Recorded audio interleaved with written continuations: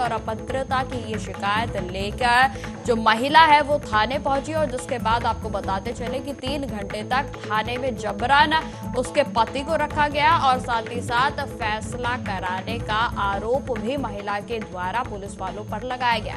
आपको बता दें कि जिला अस्पताल में ड्यूटी करता है होमगार्ड विनोद जो कि उस महिला का पति है और उनके द्वारा कई संगीन जो आरोप है वो पुलिस वालों पर लगाए जा रहे हैं। तो इस वक्त की बड़ी खबर हम आपको बता रहे हैं जो कि उत्तर प्रदेश के अलीगढ़ से सामने आ रही है, जहां पर अलीगढ़ की कानून व्यवस्था पर कई तरीके के जो सवाल निशान है वो इस खबर के सामने आने के बाद खड़े हो रहे हैं। आपको बता दें कि गोंडा थाना पुलिस पर होमगार्ड ने कई जो गंभीर आरोप हैं वो लगाए हैं। गोंडा थाने इलाके के गांव ढाटोली का निवासी जो है वो बताया जा रहा है पीड़ित। तो इस वक्त की बड़ी खबर हम आपको बता रहे हैं जिसमें कि आपको बताते चले कि पुलिस वालों के द्वारा जमकर महिला के साथ मारपीट की गई है, अभद्रता की गई और जिसकी शिकायत की तहरीर लेकर महिला थाने पहुंची और जब वह महिला थाने पहुंची तो उसके बाद उसका पति जो कि एक होमगार्ड है उसको 3 घंटे तक पुलिस अपने हिरासत में रखती है, बंद करे रखती है। कई तरीके के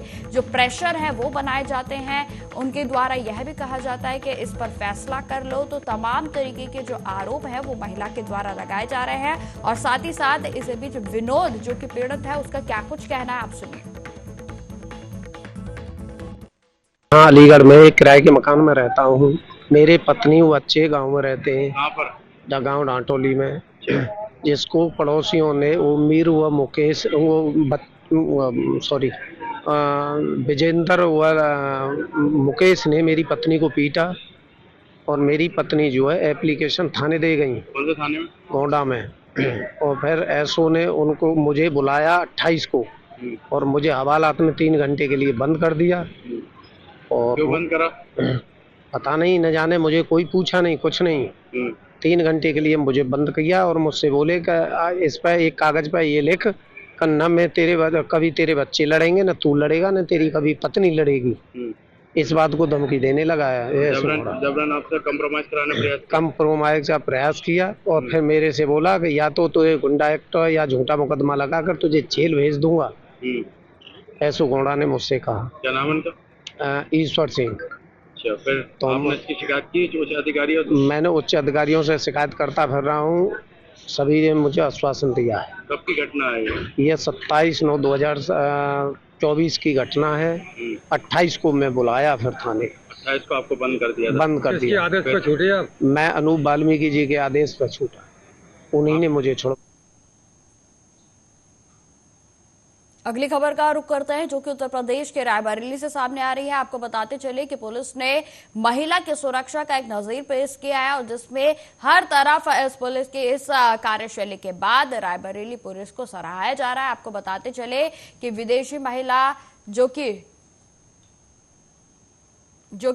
टूरिस्ट है, आपको बता दें कि विदेशी महिला टूरिस्ट की मदद की गई है। पुलिस चौकी पहुंची थी महिला को ससामान भेजा गया उनके गंतव्य स्थल पर। आपको बता दें कि यह जो विदेशी महिला है वो रूस की रहने वाली बताई जा रही है और साथ ही साथ जो महिला है वो रास्ता भटक गई थी जिसके कारण वह जैसे तैसे चौकी पहुंची और जिसके बाद विदेशी महिला शहर कोतवाली क्षेत्र के त्रिपुला चौकी का यह पूरा मामला बताया जा रहा है। जैसे ही वहां पर महिला पहुंची थी, महिला की मदद जो है वो पुलिस वालों के द्वारा की गई और जो सामान उनका था उसके साथ उस महिला को उनके गंतव्य की ओर रवाना कर दिया गया। तो उस वक्त की बड़ी खबर हम आपको बता रहे हैं जो कि उत्तर प्रदेश के रायबरेली से सामने आ रही है, जो कि बेहद ही सराहनीय जो एक खबर है वो सामने आई है जिसमें कि पुलिस की ओर से जिस तरीके से मदद की गई है टूरिस्ट की जो कि रूस की रहने वाली बताई जा रही है और जो कि भारत को घूमने के लिए आई थी और इसी बीच वह अपने जो रास्ता था उससे गुमराह हो गई थी और जैसे तैसे वह चौकी पर पहुंची और जिसके बाद रायबरेली पुलिस के द्वारा इस विदेशी महिला की मदद की गई और उनको सामान समेत उनके गंतव्य की ओर रवाना किया गया।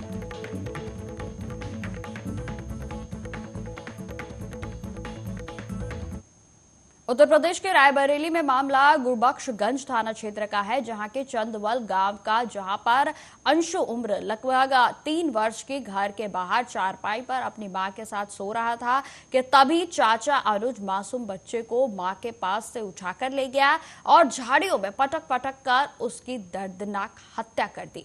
वहीं आपको बताते चले कि हत्या करने के बाद चाचा अपने घर में आकर सो गया और सुबह आंख खुलने पर जब मां को बच्चा नहीं दिखाई पड़ा तो परिजनों ने, गांव वालों लोगों ने उसकी तलाश शुरू कर दी और उसके बाद खून से लथपथ शत विशत बच्चे का शव झाड़ियों में पड़ा मिला।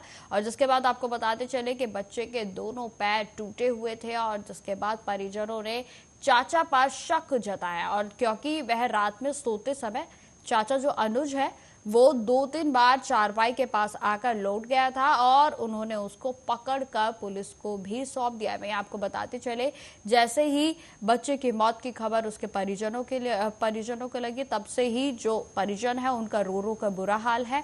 वहीं पुलिस की जो पूछताछ है वो लगातार चाचा अनुज से की जा रही है और जिसमें चाचा अनुज ने अपना जुर्म भी कबूल लिया है। पुलिस ने चाचा को हिरासत में लेकर पूछताछ शुरू कर दिया और जिसमें आपको बताते चले कि आरोपी युवक को उस पर मामला दर्ज करते हुए पुलिस आगे की विधिक कार्रवाई में जुट गई है। जनपद रायबरेली के गुरुबख्शगंज थाना क्षेत्र अंतर्गत चंदवल गांव है, वहां 3 वर्षीय बालक की हत्या की सूचना है और मौके पर पुलिस यहां पे मौजूद है, मैं स्वयं भी मौजूद हूं। और घटना जो है उसके सगे चाचा जो मानसिक रूप से थोड़ा विक्षिप्त है और नशे आदि की सेवन करता है, उसके द्वारा की जाने प्रथम दृष्टया प्रतीत होती है। पुलिस उसे हिरासत में लेकर कड़ी पूछताछ की जा रही है और ये तथ्य प्रकाश में आ रहा है कि वह पहले भी छोटे छोटे बच्चों पर हमला करता रहा है और अपनी भाभी से नशे इत्यादि के लिए पैसे की मांग भी करता है और इस कारण से वो परेशान और रहता है। और कल रात की उनके घर वाले बता रहे हैं कि 3 बजे उनकी मां के सोने के बाद हत्या। सर अब मेरे को जो बताया जा रहा है वही हम भी जान रहे, लेकिन इसको जैसे हत्या किया वैसे तो मेरे को पूरा अनुभव है कि इसको रगड़ के पेड़ में मारा है और पटका है, इसका पैर तोड़ा है। किसने हत्या किया है? मेरा भाई है मंजिला। क्या नाम है उनका? उसका अनुज नाम है। उस समय किसी को चीख पुकार की आवाज नहीं आई? चीख पुकार की कहीं की बगल में सर कार्यक्रम हो रहा था, गाना बजाना हो रहा था। उस टाइम में जब ये बच्चा को लेके गया है तो ये कल की जागी हुई थी, तो परसों की जागी हुई थी, तो ये थोड़ा झपकी लग गया। बच्चा किनारे थे सर, ये रात में 2 बार पीछे जाने का कोशिश किया तो ये हल्ला की यहाँ क्या करने आया, तो फिर नहीं बोला, चुपचाप आके अपने बिस्तर में लेट गया। जब जाना कि सो गई है तो बच्चे को चुपचाप उठा के ले गया है, ले जाकर उसको अधमरा करके मार दिया। मारने के बाद वही नली के पास फेंक दिया, फेंक के आया चुपचाप अपने बिस्तर पे लेट। इसके पहले भी इसकी हरकतें ऐसी थी क्या? पहले नहीं थी सर, पहले ठीक था। ये बम्बई सर गया था, बम्बई से जब से आया तब से इसकी हालत बिगड़ी। इसकी माँ को बोले, इनके बाप को बोले, मेरे चाची हैं वो, मेरे चाचा इनको बोले समझाएं, इसका दवा पानी करवाओ, लेकिन ये लोग नहीं करवा रहे थे। ये लोग सोच रहे एक आधा हत्या हो जाए तो उसके बाद दवा पानी करवाओ। विवाहित था या अविवाहित? जी शादी हो गई थी? नहीं सर, शादी उदी कुछ। खबरों में आगे बढ़ते हैं। बिहार के मुजफ्फरपुर के भिकनपुरा निवासी नमन पिछले 8 दिनों से लापता है और युवक के अब तक नहीं मिलने के बाद लोगों में जमकर आक्रोश है और इसी को लेकर लोगों ने जमकर हंगामा भी किया। आपको बताते चले कि भिकनपुरा निवासी ईंट भट्टा कारोबारी गोपाल सिंह के 23 वर्षीय पुत्र नमन सिंह की बरामदगी जो है वो अभी तक नहीं हो पाई है और परिजनों का गुस्सा अब अपने 7वें आसमान पर पहुंच चुका है, जिसमें कि आपको बताते चले कि सोमवार को जो परिजन है उनके द्वारा गुस्सा फूट गया पूरे तरीके से। परिजनों ने सुबह 9 बजे से मुजफ्फरपुर, पटना व समस्तीपुर मुख्य सड़क को जाम कर दिया। सड़क पर महिलाएं पोस्टर लेकर धरने पर बैठ गई तो वहीं पुलिस के खिलाफ जमकर नारेबाजी भी की गई और साथ ही साथ एनएच पर वाहनों की लंबी कतारें लग गई। आपको बताते चले कि बिहार के मुजफ्फरपुर के एनएच पर जाम के कारण मुजफ्फरपुर के पटना और समस्तीपुर के मार्ग पर वाहनों की लंबी लंबी कतारें देखी गई। जाम की सूचना पर भारी संख्या में मौके पर पहुंची पुलिस के द्वारा डीएसपी विनीता सिंह ने जो है आश्वासन दिया कि लापता नमन के परिवार और उनके समर्थकों को जल्द से जल्द जो है जिस तरीके से युवक लापता है उसको तलाश की जा रही है और जल्द से जल्द उसकी जैसे ही कोई भी सूचना लगती है तो उसको परिजनों को दिया जाएगा। पुलिस प्रशासन कुछ नहीं कर रही है। मेरा नमन 10 दिन से लापता है। सारे लोगों के बारे में जानकारी है, फिर भी पुलिस नहीं खोज रही है।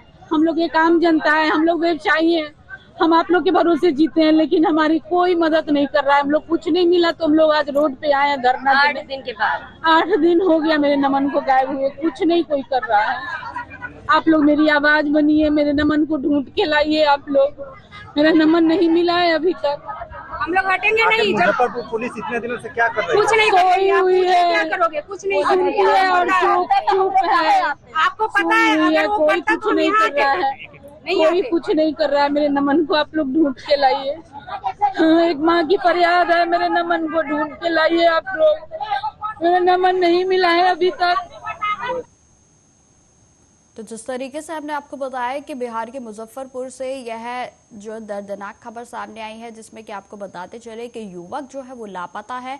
परिजन लगातार रो रो कर विनती कर रहे हैं कि पुलिस प्रशासन जैसे तैसे युवक की जो तलाश है उसे किया जाए और कोई ना कोई जो संबंधित सूचना है वो परिवार वालों को मिल सके। वहीं आपको बताते चले जिस तरीके से अभी आपने सुना कि किस तरीके से माँ एक अपने दर्द को बयां कर रही है और अपने बेटे की तलाश के लिए उनके द्वारा लगातार धरना प्रदर्शन भी किया जा रहा है। एक ही मांग जो है वो पुलिस प्रशासन से की जा रही है कि जिस तरीके से नमन बीते 8 दिनों से लापता है, कोई ना कोई जो पुलिस प्रशासन की ओर से ऐसी मदद की जाए कि जो युवक का गायब है उसकी तलाशी हो सके, कोई ना कोई उससे संबंधित सूचना मिल सके।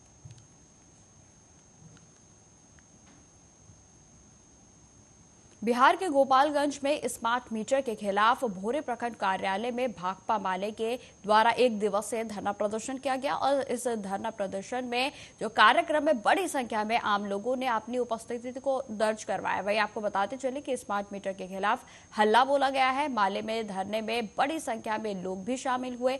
एक स्वर में सरकार से इस निर्णय को वापस लेने की बात कही जा रही है। तो वहीं इस धरना कार्यक्रम के बाद अपना 14 सूत्रीय मांग पत्र नेताओं ने बीडीओ को भी सौंपा। आपको बताते चले कि पूर्व निर्धारित कार्यक्रम के तहत भाकपा माले नेताओं का स्मार्ट मीटर के तहत धरना आयोजित हुआ था और सबसे पहले माले प्रखंड के कार्यालय से एक मार्च निकाला गया जो कि विभिन्न रास्तों से गुजरते हुए भोरे प्रखंड कार्यालय पहुंचा और जहां पर धरने को शुरू कर दिया गया। और इस धरना कार्यक्रम में प्रखंड के अलग अलग हिस्सों से बड़ी संख्या में महिलाएं और पुरुष पहुंचे और जो कि स्मार्ट मीटर का विरोध लगातार कर रहे हैं। बिहार के गोपालगंज से देखिए कुमार प्रदीप की यह रिपोर्ट कि किस तरीके से लोगों का जो गुस्सा है वो गोपालगंज में नजर आ रहा है।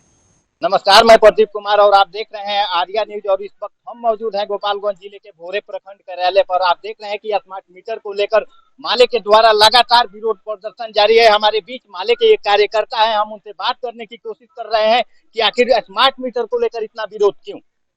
मेरा नाम महेंद्र प्रसाद सिंह हुआ। हम लोग माले के कार्यकर्ता हैं और अब चाहते हैं कि स्मार्ट मीटर न लगे, क्योंकि वो गरीबों का खून सूखने वाला मीटर है। नीतीश जी को तो केवल यही चाहिए कि चुनाव का पैसा घूसखोरी से आ जाए, हैं उसके जो भी मीटर के कार्यकर्ता हैं वो पैसा न जाए मंत्री को दे करके या मीटर लगवा रहे हैं, मतलब सरासर गलत है। गरीब उसका पालन कर नहीं पाएंगे। आपके कहने के मुताबिक बिहार में स्मार्ट मीटर की जरूरत नहीं, यही कहना चाह रहे हैं। हाँ, स्मार्ट मीटर एकदम जरूरत है। जिस तरह है उस तरह रहने दिया जाए और जो बिल है उसको दिया जाए, धीरे धीरे लोग दे देंगे। स्मार्ट मीटर के चलते नहीं दे। स्मार्ट मीटर को लेकर सरकार जो है कि बलपूर्वक जो है कि उसका भी उपयोग कर रही है, आप इसको कैसे देखते हैं? सरकार जनता से है ना, जनता से सरकार बनाई है। जनता जब खिलाफ है तो सरकार कहाँ से है? जनता जब खिलाफ हो जाएगी तो सरकार कहाँ से आएगी? जनता ने जब बनाया है सरकार को, जनता सरकार ऊपर थोड़ी आती है, जनता बनाया है। जनता जब खिलाफ करे तो जनता खिलाफ है। स्मार्ट मीटर को लेकर सरकार को भी सोचने की जरूरत है। तो आपने देखा कि हमारे बीच से भोरे के एक जनप्रतिनिधि, हमने उनसे भी बात की, उन्होंने साफ कहा कि स्मार्ट मीटर को लेकर वर्तमान सरकार को सोचने की जरूरत है। भोरे ब्लॉक कैंपस में आज माले के द्वारा स्मार्ट मीटर के खिलाफ जो है कि मोर्चा खोला गया है। स्मार्ट मीटर को लेकर आप कैसे सोचते हैं? सर ये गलत है। स्मार्ट मीटर जो लग रहा है ये सरासर गलत है, क्योंकि जनता के चाहिए जो उसको जो मीटर लगा है, जो पहले से मीटर चल रहा है, किसी को महीना में 200 आ रहा है, 400 आ रहा है, 300 आ रहा है, सब गरीबी इलाका है। बिहार पीछे में आ रहा है, एकदम गरीब इलाका है। उसमें उस मीटर से वो पैसा भर देता है, अपना काम चलाता है। 5,000 6,000 बाकी रहता है वो दे देता है, उसका काम चल जाता है। ये स्मार्ट मीटर जो सरकार चला रही है, जो उस मीटर से लगाएगी तो कहाँ से गरीब का पैसा आएगा? 200 मजदूरी करता है, 200 मजदूरी करके वो खा रहा है, जी रहा है। तो उसको कहाँ से पैसा आएगा? जी 5,000, 6,000, 2,000 महीने से वो कहाँ से स्मार्ट मीटर लगाएगा? कहाँ से वो भरेगा? कहाँ से ये होगा? तो हम लोग खिलाफ है स्मार्ट मीटर के। इस सरकार से नीतीश कुमार हो, मोदी जी हो, अंबानी हो, ये गलत है, इसको नहीं लगना है। हमारे पंचायत चकरवा खास के हैं, 11 नंबर वार्ड में मेरा नाम है हाशिम अंसारी। हम लोग अपने गांव क्षेत्र में पंचायत में नहीं लगने देंगे हमको। अच्छा एक चीज बताइए, अगर सरकार अधिक हो गई कि ना हम लगाएंगे हैं तो क्या करेगी आम जनता? क्या करेगी आम जनता? करेगी क्यों नहीं? जनता से सरकार बनती है, सरकार से जनता नहीं बनता है। जनता से सरकार बनना हम लोग नहीं लगने देंगे। पूरा एकदम भीड़ इकट्ठा कर देंगे, थाना से जिला तक जहाँ होगा हम लोग एकदम एक कर देंगे। महिला के लेकर जो भी जानता है सबको लेकर हम लोग मैदान में उतर जाएंगे, लड़ जाएंगे सरकार के खिलाफ। तो हमारे बीच देख रहे थे एक जनप्रतिनिधि थे, उनका भी कहना है कि ये स्मार्ट मीटर जो है कि वह सही नहीं है बिहार जैसे गरीब प्रांत के लिए। राजीव कैमरा को विरोध होता यही खातिर जे हई बा तो 1 महीना पर भराता, 2 महीना पर भराता। अब 5 रुपया के नहीं उससे आवता तो अपन नूने तेल में खा घालता लो।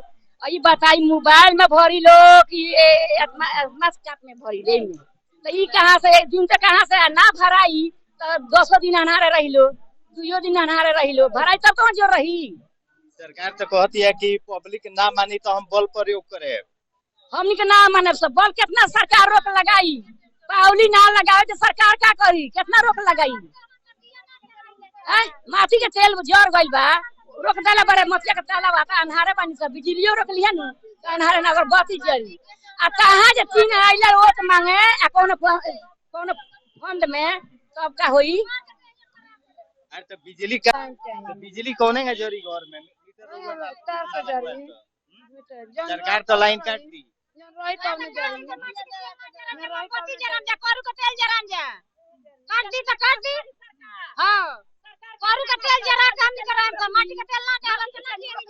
रउआ सब का चाहत नहीं स्मार्ट मीटर सरकार लगाओ? रउआ सब ना लगी, हमनी के ना लगी।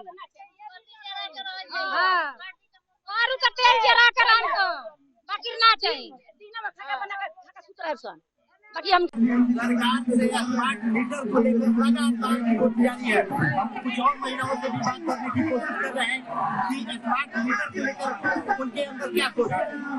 स्मार्ट मीटर लाइट हो गई है, रही नया में क्या दिक्कत बा? पूरा बिहार में जबरदस्त आंदोलन होगा। हो सकता है किसी मुद्दे पर बिहार बंद का भी कॉल किया जा सकता है। आने वाले समय में पार्टी बिहार बंद का कॉल जरूर करेगी स्टेट कमेटी। मुझे उम्मीद है जितना लोगों के अंदर गुस्सा है उस गुस्से का इजहार या इस आंदोलन का अंतिम परिणत होगा बिहार बंद का कॉल। फिर हमारे पार्टी के विधायक लोग बिहार विधानसभा में भी जाएंगे, अपना बात रखेंगे, सरकार नहीं सुनेगी। हम लोग तो यहाँ पर तय किए हैं कि यहीं पर हम लोग लगातार घेरा डालो डेरा डालो प्रोग्राम हम लोग करेंगे, कार्यक्रम करेंगे ब्लॉक पर। और जब तक स्मार्ट मीटर की योजना को वह सरकार वापस नहीं लेगी तब तक हम लोग इस आंदोलन को जारी रखेंगे। इससे भी आगे बढ़ करके हम लोगों ने तय किया कि हम बिजली विभाग को भी घेरेंगे। आने वाले समय में हुसेपुर लखराव में जो बिजली विभाग है, बिजली विभाग को भी हम लोग स्मार्ट मीटर लगाने के खिलाफ वहां भी हम लोग जाएंगे, प्रदर्शन करेंगे, उसको भी घेरेंगे। उनको भी मीटर नहीं लगाने के लिए हम लोग बाध्य करेंगे कि आप मीटर न लगाइए, लगाइएगा तो आपका तीखा विरोध किया जाएगा, आपको गांव-गांव से भागना पड़ेगा।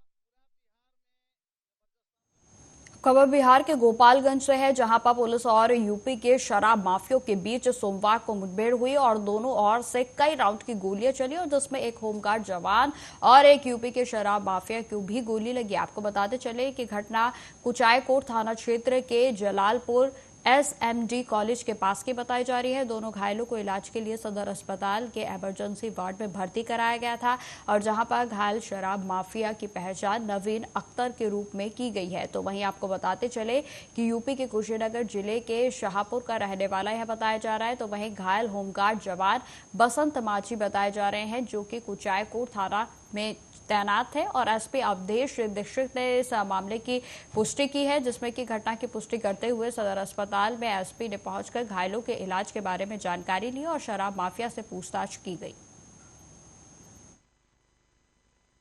सूचना मिला था कि कुछ शराब कारोबारी हैं जो यूपी से अपना शराब का ट्रक लेकर के और कुचायकोट से एंट्री कर रहे हैं। तो थानाध्यक्ष के द्वारा सभी वरीय पदाधिकारी को बताया गया और उसके बाद में छापेमारी की गई। तो जब छापेमारी के दौरान में पीछा किया गया तो पीछे करने के क्रम में उन लोगों के द्वारा फायरिंग की गई शराब माफियाओं के द्वारा फायरिंग में हमारे एक होमगार्ड ने बसंत मांझी जिनको पेट में गोली लगा, तो इमीडिएटली हम लोगों ने उनको रश करके हॉस्पिटल में लेके आए और अलग अलग टीम बनाई गई जो अपराधी हैं उनका पीछा करने के लिए और उनको पकड़ने के लिए। उसी क्रम में अभी सुबह एक सूचना मिला था कि जलालपुर में कुछ अपराधी हैं जो इस तरह से फायरिंग करके भागे थे, वो छुपे हुए हैं और हथियार के। तो फिलहाल इस बुलेटिन में इतना ही। देश दुनिया की तमाम खबरों की जानकारी के लिए बने रहे हमारे साथ। नमस्कार।